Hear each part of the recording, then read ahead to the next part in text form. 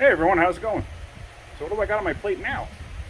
I have my GMC Sierra, the one that I just showed you the video on the transfer case replacement. So what I'm doing now is I'm going to change the torsion bar support mounts. And they are riveted into the frame. And let me show you what I got. So here is the new mount. Oops. Turn that up. Here's the new mount. This is what it looks like. And this goes up inside there. And as you can see, it's riveted to the frame. So how do you get those out? Well, it's actually, I don't know. I've never done these before. I'm going to do what I used to do on some ball joints that were riveted in place. I'm going to take a cutoff wheel. I'm going to put a slice down the middle of it. I may even make a plus type slice right down to the frame. And then I'm going to hit it with an air chisel and try to break the heads off. So that's what I'm going to try doing. So let me do that first. Let me cut those and show you what I got after it's cut. There you see I sliced it. I sliced all four of them on this one. I'm going to try just doing it that way. Now you got to try not to cut into the frame. I did a little bit there. I nicked it. But anyway, I'm not overly worried about it. Once I get everything out, I'm just going to put some paint on it just to cover it up, or undercoating or something like that. Just cover it up, and this way when I bolt the new one in, I don't have to worry about rust. But what I'm going to do now is I'm going to take an air chisel. You take an air chisel and you hit it. Actually, here, this is what I used to cut it with. I mean, you can get an electric one and do the same thing. This just happens to be air. But now what I'm going to do is I'm going to take an air chisel and I'm going to hit it, and I'm going to try to, if you hit it this way, what will happen is you'll actually fold it together. Hit it this way, do the same thing. Usually once you fold it together a little bit, you can get underneath it and it'll rip it right off. So, but what I'm going to do first is, before I get to that point, is I'm going to take the bolt out up there that holds the mount in place. So let me get a screw jack under here and let me do that. Actually, you know what I should do? I don't want to film this when I'm cutting this because I'm afraid of getting some sparks to hit the camera, because that'll ruin the lens. So, but now what I'm going to do is let me get my tripod, because I'll probably film me, hitting that with the air hammer. Now before I go and pull that bolt out, I just want to show you this. This is just me hitting it with the palm of my hand. Ready? You hear that? Imagine a racket it creates inside the vehicle. Go check it out. See how much that moves? It's because the inner bushing broke away. So let me get the bolt out and get a screw jack underneath there, and we'll go from there.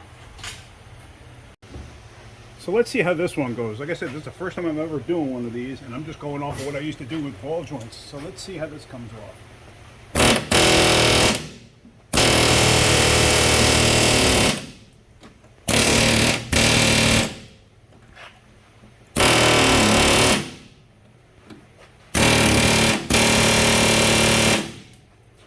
Not happy, but I broke one piece off so far. All right. So really, that's not super terrible. And then knock the rest out with a regular punch, but that should come out relatively easy. So and I didn't have to put a screw jack underneath this thing. I don't know if you could see it from that angle. I didn't have to put a screw jack underneath this cross member because I have the other side attached still. I don't know, but the torsion bars are pretty much holding it up in place. The bolt's completely out. So yeah, let me get the rest of those off. You don't have to watch that. And let me get that switched over. Once you have all the rivets pushed through, it's a little tricky. You got to use a screw jack and push up on that cross member a bit. And like I've said in the past, whenever you have a car on a lift or even on jack stands or whatever, if you're going to jack up on something and unsupport something, or add weight or add tension to something, make sure that the vehicle is stable. You don't want to, you do this the wrong way, you can knock the vehicle off the lift because you're unloading it. So now it's a little tricky to get it out, but it comes out. Okay, so this is the first one I've ever done. But there you go, the bushing just falls out because it's shot. All right, let's get the new one in there. Actually, let me spray some paint in there with that, just to treat the metal. And then we get the new one in there. And the new one does come with bolts. See that? Hardened bolts. So, all right, let's get the new one in there. That's in and bolted up now, and I have it done on both sides. You can see I painted it, and now let's see, there is zero movement in there, which is perfect. That's what it needs to be, because before it was clunking like crazy. You can put the bolts in any way you want. You can put them going this way, going that way, it doesn't matter. I prefer it to look clean from the outside, so that's why I did it this way. So I'm going to go on and do the other side. I'm going to spray over top of this too, just to, trying to even it out the way it looks. So let me get the other side done and let's finish this video up. And there you go. Both sides are done. I mean, legit, with a lift, 40 minutes. It really was not a difficult job.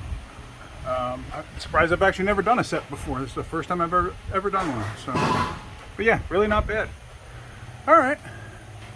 Well, that's it. So, hope you got something out of that. I did. All right, guys. If you did get something out of that, hit that like button. If you could, please subscribe. All right, guys. Have a great day. Keep wrenching.